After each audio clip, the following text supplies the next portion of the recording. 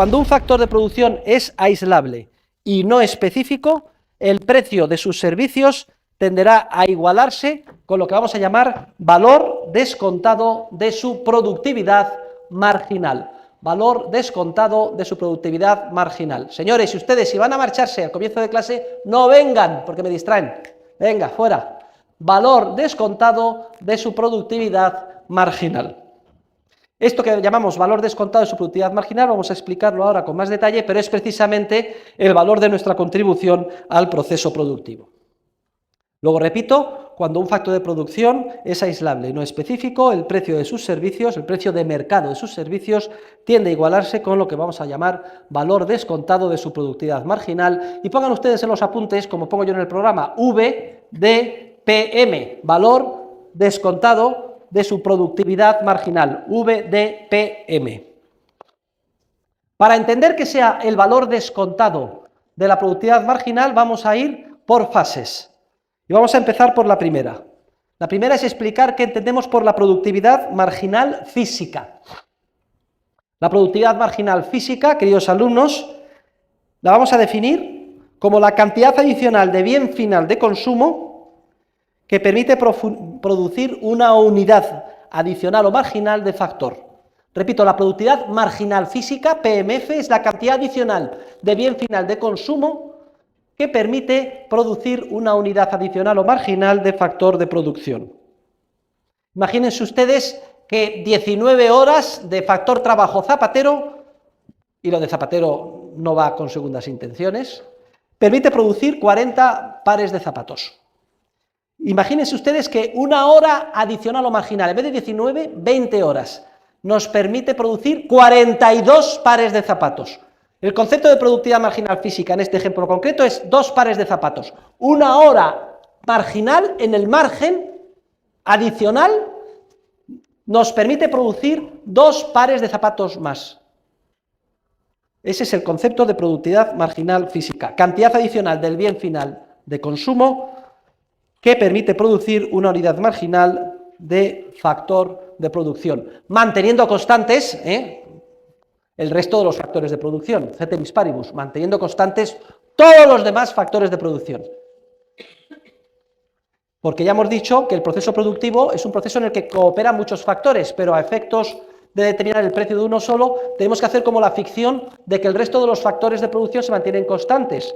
La electricidad, la instalación, la máquina que utiliza para coser el zapato, todo está... Solamente si estamos viendo el precio de la hora, a ver cómo lo determina el mercado, del trabajo prestado por el zapatero, pensamos, si manteniendo todo constante, damos una hora más, prestamos una hora más, ¿en qué se va a plasmar esto en términos de bien final del consumo? ¿En un par de zapatos más? Pues eso sería la productividad marginal física en nuestro ejemplo. La productividad marginal física se guía por la ley de los rendimientos decrecientes. Es una ley que pueden ustedes ver en el capítulo, en el tema 6 o 7 del programa y que tienen la correspondiente lectura y que la explica con todo detalle. Esta ley dice que manteniendo un factor fijo, si el factor variable va aumentando en unidades, se produce un incremento de la producción que al principio es más que proporcional, pero que llega un momento a partir del cual los incrementos adicionales de producción cada vez son menores. Es decir, aunque vayamos metiendo unidades adicionales, horas más de trabajo, claro que se produce un resultado mayor en términos de bien final de consumo, pero cada vez el incremento llega a un volumen de producción tal que a partir de ese volumen el incremento cada vez es menor. En términos gráficos, aunque no me gusta a mí utilizar la gráfica, pasar de la parte cóncava a la parte convexa. Bien, se puede demostrar en términos estrictamente praxeológicos, porque esto tiene que ser así, no vamos a entretenernos, el que tenga interés que lo analice o que lo lea en el correspondiente tema. Lo que sí vamos a hacer ahora está en el tema 10, si no me equivoco, del programa. Lo que sí vamos a hacer ahora es dar un paso más. Hemos explicado el concepto de productividad marginal física y ahora vamos a dar un paso más. Vamos a explicar el concepto de valor de la productividad marginal física. Pues es muy sencillo, el valor de la productividad marginal física es igual a la productividad marginal física multiplicada por el precio de mercado que se espera obtener. Si en nuestro ejemplo la productividad marginal física, ¿cuánto era? ¿Cuántos pares de zapatos era, señorita? No, 40 no. Eran 40 con 19 horas, pero con una hora más, 20, se producían 42. Luego la productividad marginal física eran 2 pares de zapatos, ¿vale? Si en nuestro ejemplo la productividad marginal física eran 2 pares de zapatos, ¿cuál es el valor de la productividad marginal física? Bueno, si el empresario espera poder vender cada par de zapatos, ¿a cuánto está un par de zapatos? 150 euros, es mucho, 100 euros, 50 euros, 20, depende del zapato, oiga, ya 20 será un zapato asqueroso, una zapatilla, ¿eh? 50. Yo creo que los míos valen 120 euros, porque solo me gusta un modelo y solo compro ese, o sea que me lo sé de memoria. Si cada par de zapatos vale 50 euros, el valor de la productividad marginal física serían los 2 pares de zapatos por 50, 100 euros. Es decir, la misma idea que antes, pero en términos de precios de mercado. Y ya llegamos, en tercer lugar, al valor descontado de la productividad marginal física. Miren, el problema es que el valor de la productividad marginal física no se obtiene ahora, cuando yo presto mis servicios de zapatero, sino que se obtiene una vez que termina el proceso productivo en el que colaboro yo junto con otros factores de producción, y a lo mejor lleva 6 meses o un año, hasta que culmina o madura en los zapatos. Luego, cuando se termine el proceso de producción dentro de un año y estén los zapatos producidos, es cuando se podrán vender esos 2 zapatos a 50 euros, 100 euros dentro de un año. Pero tengo que pagar al trabajador hoy, porque le pago diariamente o le pago semanalmente o, como es costumbre, una vez al mes. Nos pagan una vez al mes nuestra aportación al proceso productivo actual, con independencia de que solo madure en bienes finales de consumo dentro de 6 meses, un año y medio. Como nos tienen que pagar hoy un valor que solo estará disponible en un futuro más o menos lejano, digamos dentro de un año, para simplificar el ejemplo, ya saben ustedes que es principio esencial en el proceso productivo, inseparablemente unido a nuestra naturaleza humana, la categoría lógica de la preferencia temporal.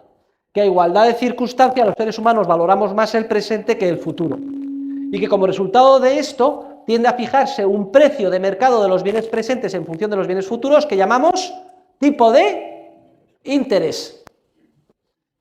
Entonces, sabemos que 100 unidades hoy valen dentro de un año, si el tipo de interés es el 10%, 110, o viceversa, que 100 unidades dentro de un año valen hoy 100 descontado por el tipo de interés, menos el 10%, en torno a 90. ¿De acuerdo? Como al trabajador hay que pagarle hoy el valor de una aportación al proceso productivo que solo estará terminada en un lejano futuro, por ejemplo, dentro de un año, hay que descontar por el tipo de interés el valor de la productividad marginal física que surge de su aportación al proceso productivo hoy, pero que solo madurará en forma de un bien final de consumo que pueda venderse dentro de un año. Luego, lo que se paga a cualquier factor de producción es lo que llamamos el valor hoy descontado por el tipo de interés, valor descontado, por eso VD, por el tipo de interés, de la productividad marginal física, de nuestra aportación, de la aportación de la unidad adicional de factor que hagamos hoy en forma de un bien final de consumo que solo estará terminado dentro de un periodo de tiempo, por ejemplo, de un año. Luego, en nuestro ejemplo, si el tipo de interés, señorita, es el 10%, la productividad marginal física eran 2 pares de zapatos, el valor de esa productividad cuando los vendamos dentro de un año a 50 euros son 100 euros, pero hay que pagar hoy al trabajador, y 100 euros dentro de un año al 10% valen hoy 90. Lo que dice la ley es que tendemos a pagar al trabajador, en nuestro ejemplo zapatero, un trabajador especializado en la producción de zapatos, 90 euros.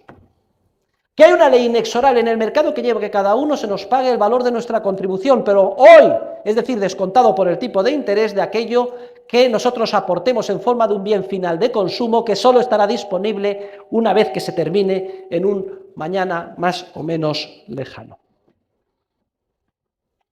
Bueno, pues vamos a demostrar que esta ley de tendencia es cierta y que se da en el mercado sin que nadie la dirija desde arriba.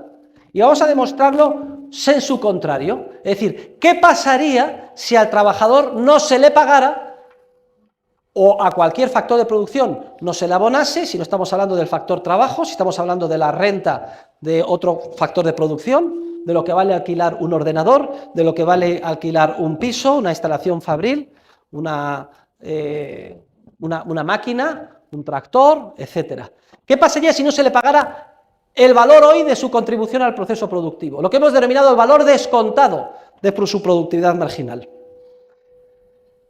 ¿Qué pasaría si el empresario pagara, en el caso concreto del trabajo, al trabajador menos que el valor descontado de su productividad marginal? Pues pasaría una cosa muy sencilla. Si yo, por la hora adicional o marginal de productor de zapatos, le pago menos de los 90 euros, que es lo que a mí me aporta el proceso productivo, está claro que esa hora marginal me produce un beneficio empresarial muy grande. Si yo pago 70 en vez de 90, le pago al trabajador por esa hora 70 y él contribuye al proceso productivo 2 pares de zapatos a 50 euros 100 dentro de un año, que su valor descontado por el tipo de interés es 90. Está claro que por contratarle esa última hora he obtenido un beneficio empresarial puro de 90 menos 70, 20. Porque estoy pagando menos de lo que me produce. Como los empresarios están deseosos de obtener beneficio, bien él o cualquier otro competidor dirá: yo no me paro aquí, ¿por qué solo 20 horas, de 19 a 20? Voy a contratar una unidad adicional de factor trabajo, es decir, una hora más, porque en la última hora me he forrado. He ganado 20 limpios de beneficio empresarial puro, voy a contratar una hora más, en vez de 20, 21. Para acumular un beneficio adicional al de la anterior hora. Y eso o bien lo hago yo o me lo hará un competidor. Entonces contrato al trabajador una hora más, y si las circunstancias no han cambiado, obtendré otros, si le puedo seguir pagando 70 euros por esa hora adicional y puedo seguir vendiendo los zapatos por 100 euros dentro de un año, valor hoy 90, obtendré otros 20 euros de beneficio. ¿Y por qué voy a parar con 21 horas si acabo de obtener 20 por la hora número la 20ª, otros 20 por la 21ª, voy a contratar otra hora, la 22ª, y así sucesivamente? Pero entonces, ¿saben ustedes lo que pasa? Conforme más horas de mando de un factor, y aquí entran en vigor los determinantes individuales del precio, a igualdad de circunstancias, conforme aumenta la demanda de cualquier bien o factor, el precio tiende a subir. Y si estoy produciendo con las horas adicionales cada vez más pares de zapatos, ¿ustedes qué piensan cuando lleguen esos pares de zapatos en forma de oferta creciente, unidades y más unidades al mercado? A igualdad de circunstancias, conforme el número de unidades se llegan a la venta aumenta, el precio tiende a bajar. Luego, fíjense ustedes, gráficamente con mi mano, lo que pago al trabajador por cada hora adicional llega un momento en que cada vez me va a costar más, y lo que obtengo por cada par de zapatos que lanzo al mercado cada vez lo voy a poder vender por menos, hasta que llega un momento en el que uno y otro coinciden. Es decir, que pago por la hora marginal al trabajador el valor descontado de la productividad marginal. Pero ¿y si me equivoco y me paso? Y eso sucede en muchas ocasiones, porque todo el proceso de mercado es un proceso que se lleva a cabo por empresarios en un entorno de incertidumbre que por prueba y error tratan de encontrar cuáles son las combinaciones que les producen más beneficio. ¿Y si me paso? ¿Y si he dejado llevar por el optimismo, se vende demasiado bien el trabajador, pienso que va a ser súper productivo y le pago de más, y luego cuando llega la dura realidad me aporta poco al proceso productivo. O me equivoco respecto, caballeros, me equivoco respecto al número de unidades y me paso, en vez de 20, 22, 23 horas, pues 40 horas. Y por la hora número 40 le tengo que pagar 120 euros. Pasa el año y cuando llegan los zapatos que me produce esa hora marginal, me doy cuenta que solo los puedo vender por 40, porque está tan inundado de zapatos el mercado. 2 pares de zapatos a 40, 80 y le pagué al trabajador 120. ¿Cuál es la moraleja? En la hora marginal última que le contraté al trabajador estoy perdiendo dinero. Le estoy pagando más de lo que me aporta. Y si esto sucede, ¿qué es lo que tengo que hacer? Esto es un mensaje que le dice al empresario: ojo, te has pasado, hijo, en el volumen de producción, de unidades de producción. Te estás produciendo demasiado, tanto que lo tienes que vender a precio bajo cuando el coste en el que has incurrido es muy alto.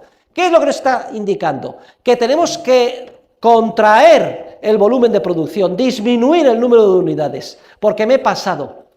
Si te pasas, pierdes y entonces tienes que disminuir. Y si disminuyes, al llegar al mercado menos bienes de consumo tienden a recuperar el precio, y al liberar factores de producción porque no demandas tantas horas, tiende a bajar, entonces tiende a igualarse.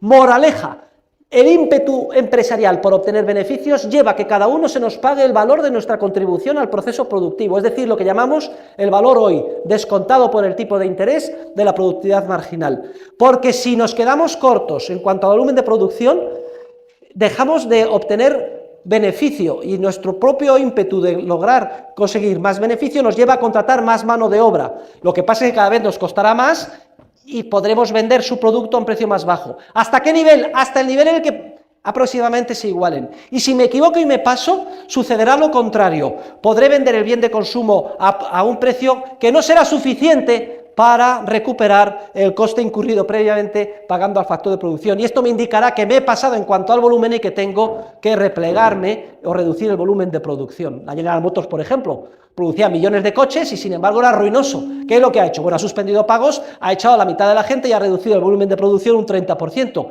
Y de nuevo vuelve a ser rentable. Se había pasado. El coche marginal lo podía vender a un precio que no era suficiente para pagar todos los costes. Y ustedes, en una licenciatura o en un grado en Dirección y Administración de Empresas, el día de mañana van a estar insertos en las empresas más variadas, en todos los intersticios de todos los sectores productivos. Y uno de sus objetivos esenciales será descubrir cuál es el volumen de producción que les permite conseguir los beneficios empresariales mayores, sin pasarse ni sin quedarse costos. Y esto determinará a que cada uno de los factores de producción que contribuyan a ese proceso se le pague el valor descontado por el tipo de interés de su productividad marginal. O en términos más coloquiales, esa maravilla a la que me refería al comienzo de clase. A cada uno tiende a pagársenos el valor de lo que aportamos al proceso productivo. Luego, si queremos ganar más dinero, si queremos ser más productivos, el secreto es muy sencillo. Lo que tenemos que ser es aportar cada vez más valor a la empresa en la que estemos implicados. Esta es la única forma de prosperar en la vida. Solamente unos comentarios finales para terminar este tema y pasar al siguiente. No se les escapará a ustedes la idea obvia de que un trabajador cultivando a mano el campo, por ejemplo en la India, pobre, arroz, es mucho menos productivo que un trabajador que disponga de equipo capital, es decir, de las más modernas máquinas, del más moderno tractor. Un agricultor norteamericano con ordenadores y un tractor ara y prepara en un día centenares de hectáreas, lo que les llevará a hacer prácticamente a mano o con un arador romano a miles de indios. El trabajador americano, el suizo, el europeo, es mucho más productivo que el indio porque dispone de equipo capital bien invertido, en forma de máquinas, herramientas, tractores, etc. Como hemos demostrado que a cada uno tiende a pagarse el valor de su aportación al proceso productivo, al ser el trabajador americano mucho más productivo que el chino o el indio, porque tiene muchas más máquinas, el trabajador americano gana 100 veces más que el indio. No es porque sea más listo, no es porque trabaje más horas, simplemente porque tiene a su disposición mucho más capital bien invertido, mucho más equipo capital. en forma de instalaciones fabriles, herramientas, ordenadores, programas, maquinaria, tractores, última tecnología. Entonces, si nosotros lo que queremos es que los países pobres salgan de la pobreza, o que las personas pobres salgan de la pobreza y cada vez mejoren más y prosperen más, lo que es imprescindible es fomentar la acumulación de capital bien invertido. El único secreto para salir de la pobreza a un país o una persona es el que disponga de más equipo capital. Y por tanto, el secreto esencial es fomentar y proteger a los capitalistas. Solo hay una salida de la pobreza, que es fomentar el espíritu de ahorro y a los capitalistas, y también a los empresarios para que inviertan bien el equipo capital. Luego, el secreto de un país para salir de la pobreza consiste en atraer ahorradores, atraer capitalistas, disminuir los impuestos. Es al capitalista y al ahorrador al que hay que cortejar. Y esto será de bruces con toda la demagogia que estamos acostumbrados. ¿Qué es lo que suelen hacer los populistas y los demagogos en los países pobres? Léase la Venezuela de Chávez o Bolivia, etc. Perseguir al capitalista. Pintan una película de buenos y malos. Y dicen, el capitalista explotador, los pobres. ¿Qué hay que hacer? Expropiar a los capitalistas, redistribuir la riqueza, quitar a unos para dar a otros, aumentar los impuestos. Esto es condenar a la pobreza a los trabajadores. Porque la teoría económica demuestra que a cada trabajador tiende a pagarse el valor de su aportación al proceso productivo. Y esa aportación o contribución es tanto mayor, es decir, el trabajador es tanto más productivo cuanto más capital disponga en su labor diaria. Y para eso hace falta que otros previamente lo hayan ahorrado. Y esto exige cortejar al capitalista, animarle a que ahorre, no expropiarle, atraer inversiones extranjeras. Es al capitalista al que hay que cortejar y al que hay que fomentar para ayudar a salir de la pobreza a los trabajadores. Y sin embargo, repito, reitero, el esquema que se nos presenta, escuchamos en la calle, es justo el contrario. Perseguir al capitalista, si ha ganado dinero, lo habrá robado. Esto es una injusticia social. Hay que quitar a los ricos para dar a los pobres. Si quitamos a los ricos y damos a los pobres se lo van a comer, se quedan sin capital y quedan condenados a la pobreza. Es la historia de la cigarra con la hormiga. Y sin embargo, vende muy bien. Porque todo el mundo dice, a ver, ¿qué quiere que cojamos a los 100 más ricos de España con su riqueza y lo dividamos entre todos? Todo el mundo piensa, joder, fenomenal, a mí me van a tocar 1.000 euros y yo con esto, pues me compro un coche, voy al cine, amplío mi casa, fenomenal. Pero no seamos idiotas, no caigamos, no piquemos. Somos universitarios, estamos en la universidad, estamos estudiando la ciencia económica. Y el día de mañana, ya desde hoy, cualquiera de nosotros, sobre todo gente joven, con objetivos idealistas, de ayudar a los necesitados, sepan ustedes que la mejor y única manera de ayudar al necesitado es fomentando el capitalismo. ¿Está claro? Y la demostración es la que acabo de decir. ¿Qué pasa si se ahorra menos? A igualdad de circunstancias, el tipo de interés sube. Hay menos oferta de bienes presentes y hay que pagar más por ellos en forma de tipo de interés el día de mañana. Como al trabajador y al factor de producción se le paga el valor hoy descontado por el tipo de interés, si el tipo de interés sube, el valor hoy es más bajo. Si se ahorra menos, se cobra menos, porque el tipo de interés tiende a subir y el valor descontado tiende a ser más reducido. Luego, también va en la misma línea. En cambio, si se ahorra más, el tipo de interés es más bajo. Hay más capital, más bien de capital, que hace más productivo al trabajador, con lo cual cobra más. Por eso gana 100 veces más el trabajador americano que el indio. No porque sean más buenos los americanos, no. Leyes económicas. Y si se ahorra más, los tipos son más bajos y el valor descontado es más alto, se cobra más. Bueno, y hay una serie de consideraciones finales en el tema. ¿Qué pasa si los factores no son aislables? El caso de Typical o de cruz y raya. Pues la ley es la misma. Lo que pasa es que es para el factor conjuntamente considerado, Typical, cruz y raya o martes y 13. A los dos se les paga el valor descontado de su productividad marginal. Y alguien me dirá, oiga, ¿y entonces qué va para cruz y qué va para raya? Pues miren, eso, la teoría económica no puede entrar ahí. Cerrarán el contrato para el conjunto no aislable. Y luego entre ellos se tendrán que poner de acuerdo, a lo mejor por mitades, o a lo mejor no, porque uno es más mandón y se queda con 2/3 y le machaca al otro. ¿De acuerdo? ¿Qué pasa si en el proceso productivo hay varios factores no específicos y uno concretamente que es específico, solo vale para esa línea de producción concreta? La ley que hemos enunciado es para los factores no específicos, los versátiles, lo que valen para varias cosas. Estos se les tiende a pagar el valor descontado de su productividad marginal. Y luego el valor residual que quede es lo que se pagaría al factor puramente específico. También se explica con detalle.